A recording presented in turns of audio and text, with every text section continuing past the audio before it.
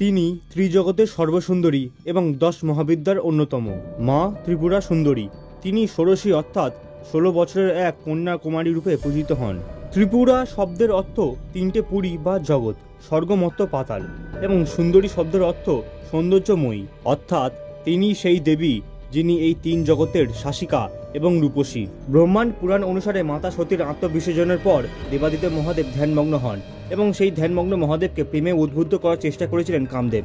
এর ফলে রেগে গিয়ে মহাদেব তার তৃতীয় নয়নের আগুনে কামদেবকে ভস্ম করে দেন। সেই ভস্ম থেকে জন্ম হয় এক অসুরের, যার নাম ছিল ভাণ্ডাসুর। পরে এই ভাণ্ডাসুরই স্বর্গে আক্রমণ করেন এবং দেবতাদের পরাজিত করেন। ফলে দেবতারা মা আদিশক্তির স্তব করে প্রার্থনা করেন। ফলস্বরূপ মা আদিশক্তি নিজেই এক অপরূপ সুন্দরী রূপে প্রকাশ লাভ করেন, মা ত্রিপুরা সুন্দরী। দেবীর সঙ্গে ছিল অসংখ্য শক্তি, যেমন বালাদেবী, জ্বালাদেবী, মনোরমা। এই সেনাবাহিনীকে শক্তি সেনাও বলা হয়। যুদ্ধের শেষে মা ত্রিপুরা সুন্দরী স্বয়ং তার মায়াময় শক্তি দিয়ে ভাণ্ডাসুরকে পরাজিত করেন এবং ধ্বংস করেন। মা ত্রিপুরা সুন্দরী হলেন রক্তবর্ণ, চতুর্ভুজা, ত্রিনয়নী এবং শ্রী চক্রাসনের উপরে বিরাজমান। তার এক হাতে পটকা, অন্য হাতে তীরধনু।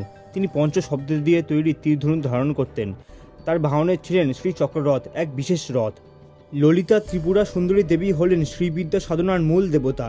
তিনি শুধু সৌন্দর্য ও রূপের প্রতীক নন, বরং তিনি সর্বজ্ঞা, সর্বশক্তিময়, সকল সৃষ্টি স্থিতির প্রলয়ের আধার। মা ত্রিপুরা সুন্দরীকে ষোড়শী নামেও ডাকা হয়, কারণ তিনি সবসময় ষোড়শ বয়সী কল্পিত হন, যা পূর্ণতা ও সৌন্দর্যের প্রতীক। ত্রিপুরা 3টি অবস্থার নির্দেশ করে: স্বপ্ন, জাগ্রত ও সুষুপ্তি। মা ত্রিপুরা সুন্দরী এই 3টি অবস্থার মধ্যেও সজীব চৈতন্য অর্থাৎ তুরিয়া অবস্থা।